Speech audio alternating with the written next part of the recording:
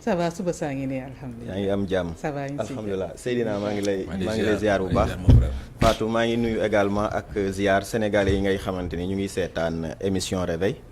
ay di nuyu également ak dalal suñu gan tey nag mu ngi tudd Thérèse Niass. Thérèse Niass mu ngi bokk ci convention nationale de la jeunesse moom moo nekk délégué régional bu Dakar donc itam présidente de l'association des jeunes filles de Guédiawaye Thérèse ñu ngi lay dalal bu baax. merci beaucoup Rohan maa ngi nuyu ñëpp ñi fi toog di nuyu téléspectateurs yi man maa ngi tudd Thérèse Niass comme Rohan ni mu ko waxee maa ngi nekk présidente du club de jeunes filles de Guédiawaye bokk tamit ci association yi bokk dans la convention nationale merci. d'accord xëy na Fatou ci convention nationale boobu sax la ñu fas yéene waxtaanee tey. ndax ñoom moom wax na ko dañoo doon ay association yu nekk ci biir Sénégal. ci 14 régions yëpp daal di am ab liggéey boo xam ne sumb nañ ko. ci diir bu xaw a yàgg. objectif bi nag xëy na mooy aboutir ci benn convention nationale de la jeunesse. suba incha allah muy vendredi am na activité boo xamante ni sax ñu ngi koy waajal. xëy na balaa ñoo ñëw ci activité bi ak lu ko wundu dina dikkaat pour expliquer ñu déjà 13 lan mooy convention nationale de la jeunesse ak lan ngeen ci jublu. déjà il faut savoir que convention nationale de la jeunesse suñ ko waxee dafa nekk benn espace de dialogue entre nous les jeunes et entre l'État les collectivités tey dafa nekk li nga espace bi nga xamante ni dañ fay am dañuy wax ak nguur gi wax ak ñëpp ñi nga xamante ni tey jii mën nañ leen dénk suñuy recommandation pour que ñu wutal ñu ci ay solution bu ñu nee état boole nañ ci ministère yi nga xamante ni suñu bokk mais bu ci njëkk mi ngi nekk ministère de la jeunesse et des sports convention bi de manière générale loolu mooy objectif bi c'est vraiment de créer un espace de dialogue entre les jeunes et les décideurs aujourd'hui les décideurs publics pour que tey jeunes yi mën a am fan lañ mën di waxee avec l'État pour mu mën a nekk en contact direct sans qu'il y ait benn barrage en tout cas. d'accord yéen a ngi bëgg a teg convention bi ni mel waaye laataa loolu mu mel ni am na liggéey boo xamante ni xëy na amal ngeen ko. ba noppi maanaam am na liggéey boo xamante ni au préalable def ngeen ko est-ce que mën nga dikkaat ci processus bi nga xamante ni moom ngeen jaar ba fii. Merci beaucoup parce que convention bi c'est dans 4 phases pour la première phase ça concerne l'installation c'est-à-dire dañoo ñëw au niveau départemental déjà il y a des associations qui ont participé à cette installation-là plus de 150 associations tey jii nii après ba ñu jógee foofu noonu il y a eu la convention régionale c'est-à-dire que c'est par niveau dañoo jóge niveau départemental ñëw ci niveau régional et ci convention régionale boobu noonu tout a été mis en place par les jeunes donc ñu àndi seek ak avant loolu def nañ ay débat ak consultation et ci biir débat yooyu noonu génne nañ ci ay recommandations yi nga xamante ni jeunes yëpp ñoo ci tombé d'accord donc ci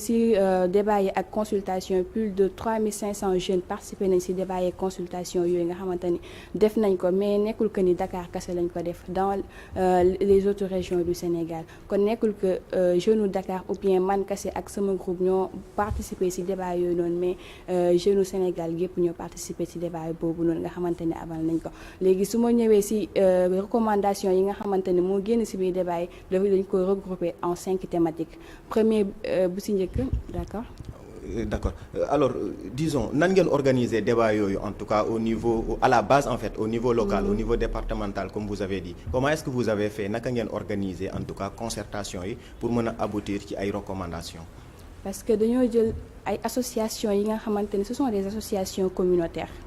noonu lañu organiser débat ay association communautaire yooyu noonu ñoo association bu ci nekk dafa organiser débat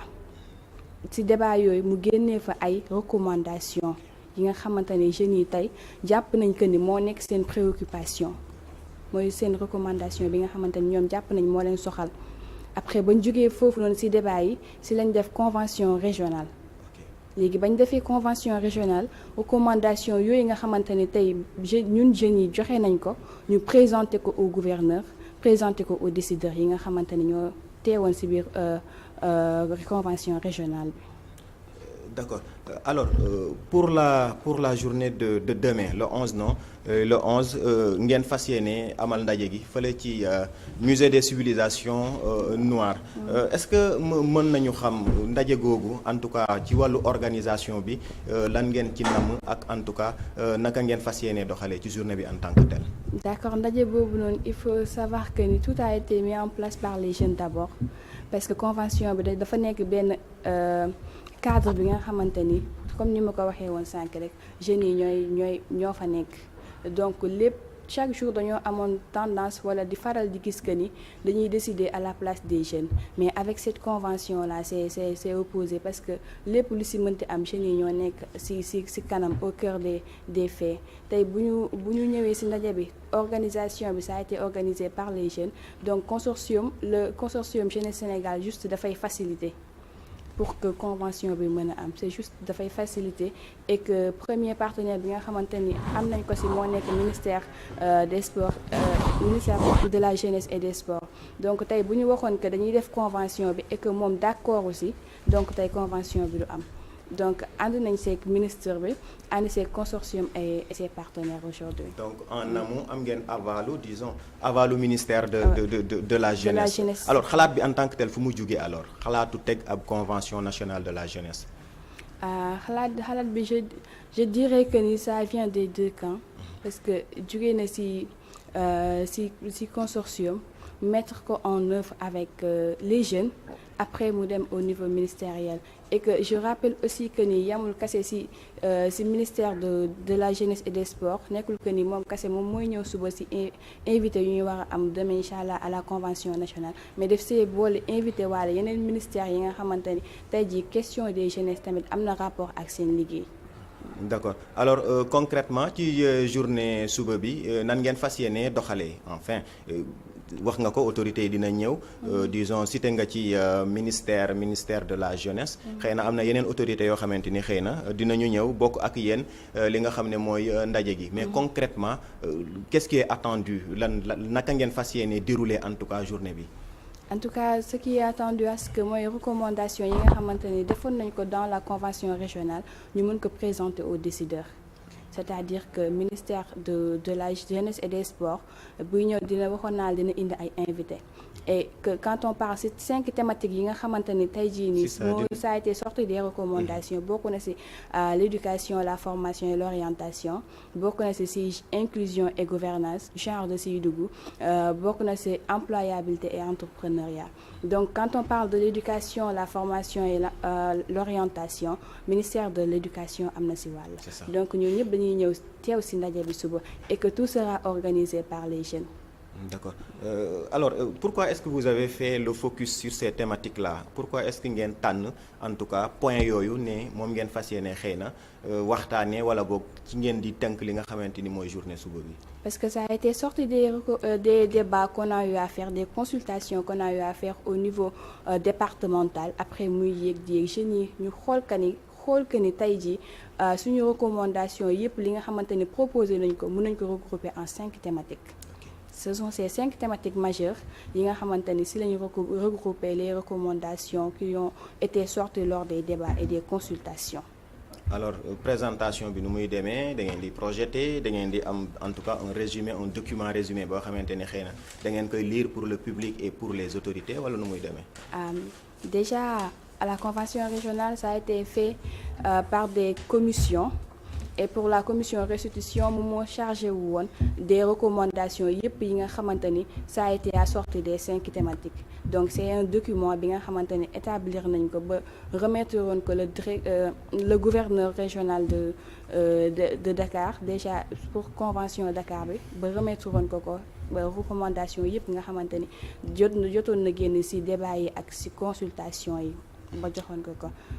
Alors lan ngeen di xaar alors maintenant par rapport ak ñi nga xamante ni ñooy kilifa yi maanaam autorités yi nga xamante ni ñoom ngeen di amel affaire jano ak ñoom jébal leen document bi ginnaaw bu ngeen defee présentation bi noppi lan ngeen di xaar ci ñoom. lu ñu siy xaar que nos recommandations soient prises en compte de leur part ñu lire document bi xool ko que xam que tey jii nii 5 thématiques yi nga xamante ni ñoo été sorties de ces recommandations c'est pas seulement de Dakar c'est pas seulement les jeunes de Guédiawaye qui l'ont établi mais c'est seulement les jeunes de tout le Sénégal ñoo établir recommandations yooyu noonu et ce sont des thématiques qui sont intéressantes des thématiques qui sont importantes aussi. Alors gannaaw loolu est-ce que teg ngeen benn cadre boo xamante ni wala boog après loolu lay ñëw cadre boo xamante ni dina mën a def le suivi maanaam xëy na topp mbir yi ba nga xamante ni dinañ mën di fàttali de temps à autre ñi nga xam ne ñooy kilifa yi nga xam ne ñoom ngeen fas yéenee jébal document. waaw sànq wax naa ko ci sama introduction convention bi 4 phases la et dernière phase bi moo nekk mise en œuvre et suivi. Okay. Concrètement comment est-ce que vous allez procéder? Sur le procédé, ça va être de faire le suivi des débats, c'est-à-dire que les recommandations, est-ce que les autorités,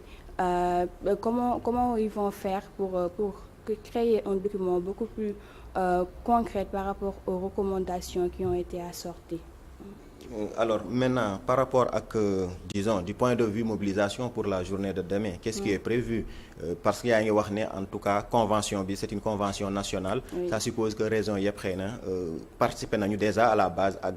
ci proposition yi nga xamante ni tënk ngeen ko ci document bi. Mais ci suba en tout cas la journée du vendredi naka ngeen fas yéenee doxale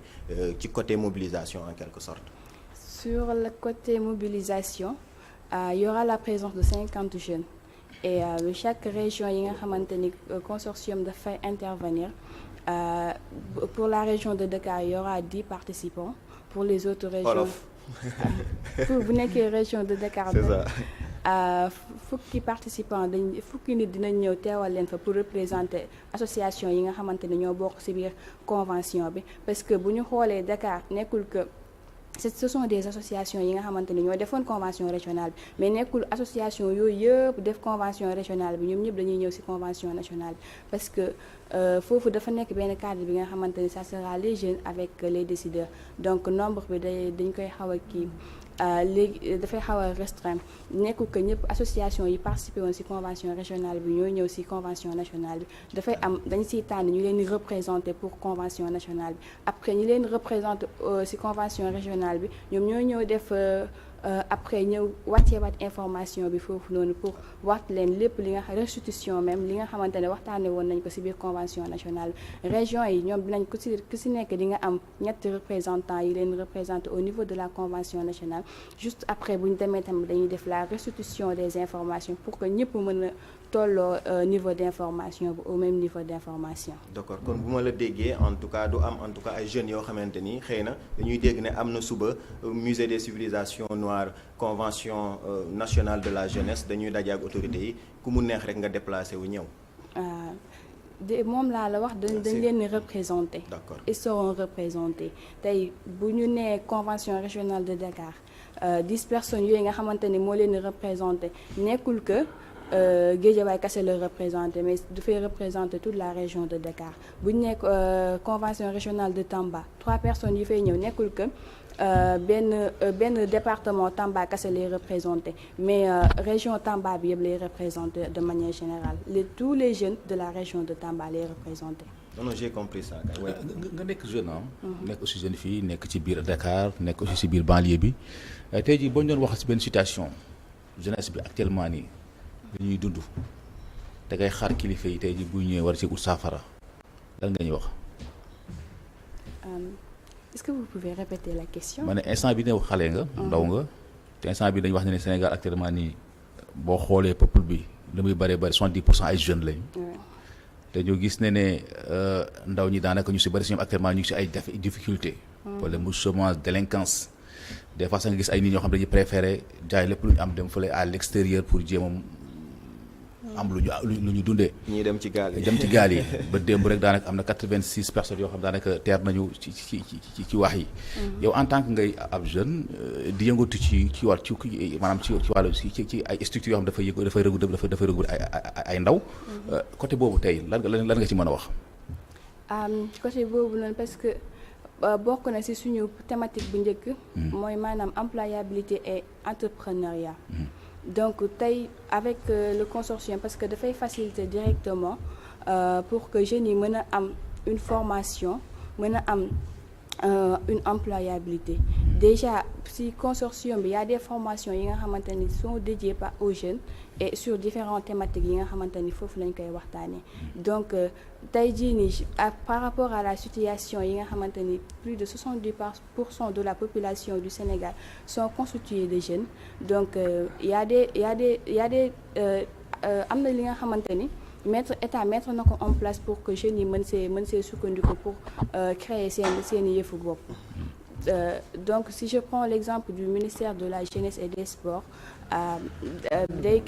mettre na en place des programmes yi nga xamante ni c'est pour les jeunes.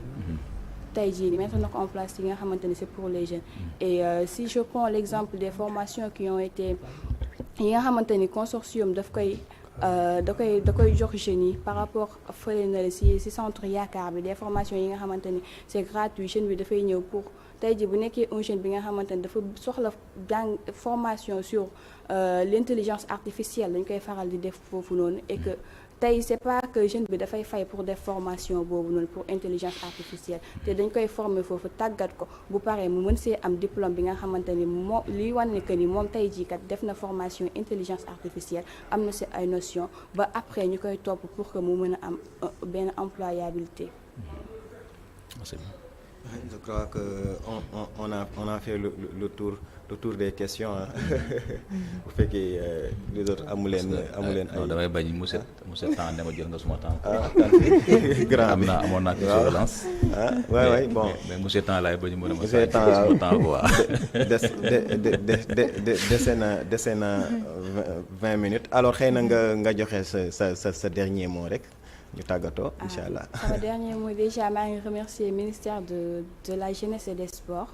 di remercier aussi le consortium Jeunesse Sénégal et ses partenaires di joxe aussi que peut-être que ça sera un message par rapport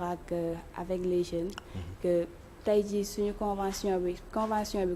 wu ñëpp la nekkul que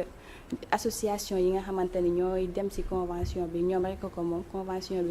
wu ñëpp la que ça soit nga nekk jeune de Dakar nekk jeune bi nga xamante ni ci beneen région nga bokk jeune yëpp moom convention bi et que tey convention bi dafa nekk li nga xamante ni c'est pour les jeunes aussi jeunes yi ñoo ko taxawal nekkul que ku ci nekk